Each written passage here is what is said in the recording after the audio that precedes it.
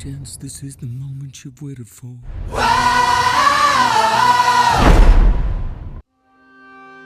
12, 37, 62, 87, 112. Ano kaya ang susunod na number dito? Ray, anong sagot dito? Alam mo, nakakaawa din si Teacher Carl, no? Kaya lang paaralan to, hindi to bahay. Totoo, pero paano makakapag-concentrate ang mga estudyante kung may nakikitang ganyan? Eto pa nga, nakwento pa nga ng anak ko na minsan sila pa yung nag-aalaga sa nanay niya. Thank you sa pagbabantay. Nay, kain na tayo. Nakakaawa nga isipin kung araw-araw yung dinadala dito ang nanay niya.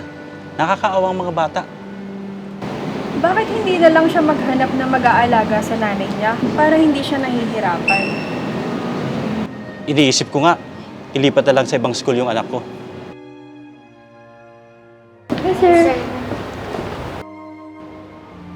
Teacher Carl, pwede ba kita makausap? Yes, sir.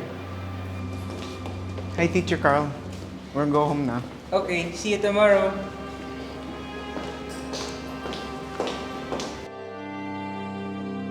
Tatapatin na kita, Teacher Carl.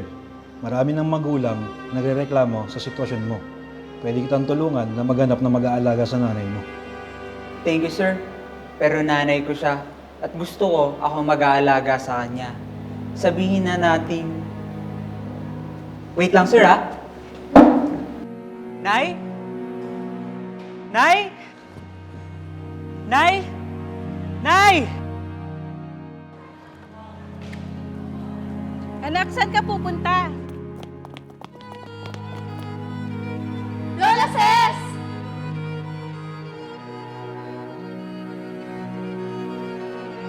Nay?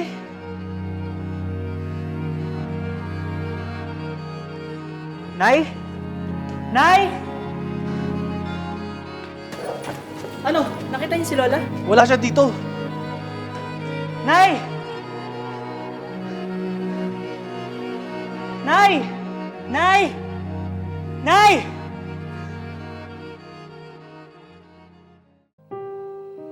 Ma, when you grow old, I'll take care of you. I'll drive for you also.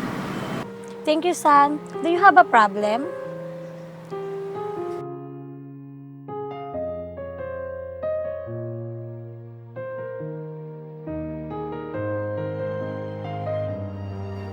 Ma! Stop the car! Why?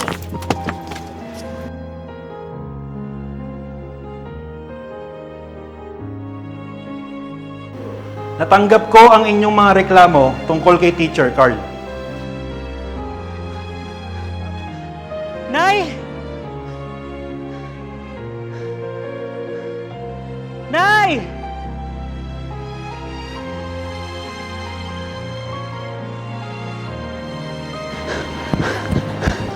Ang ina ni Teacher Carl ay may Alzheimer's disease.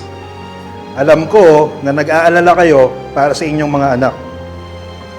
Gayunpaman, ayon kay Teacher Carl, meron lamang siyang isang ina. At tanging si Teacher Carl lang din na meron siya.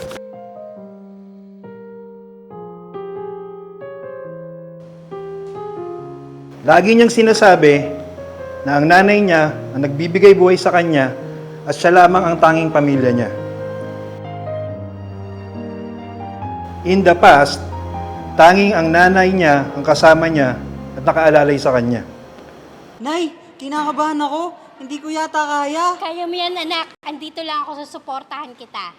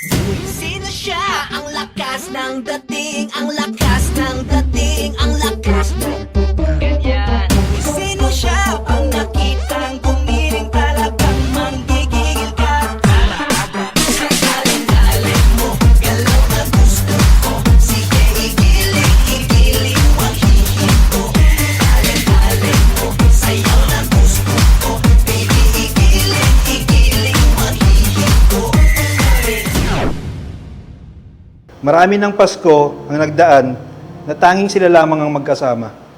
Merry Christmas, anak! May regalo ako sa'yo. Wow! Thank you, Nay!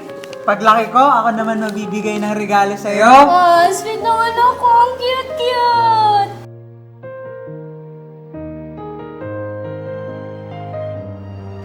Pero gusto ko lang din sabihin sa inyo ngayon ito na lahat tayo ay may karapatan na protektahan ang mahal natin sa buhay.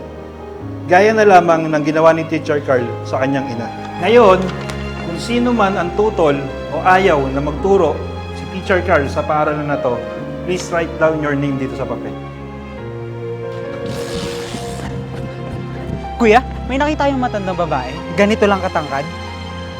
Wala? Sige, salamat po. Nay! Hindi ka ba papasok sa school?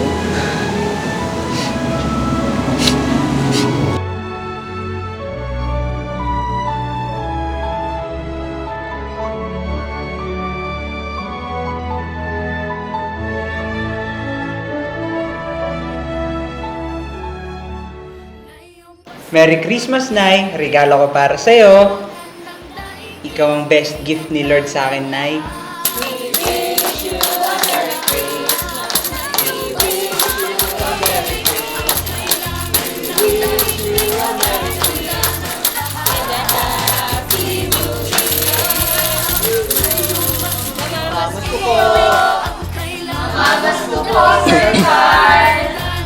Carl, simula ngayon, kasama mo na kami tuwing Pasko.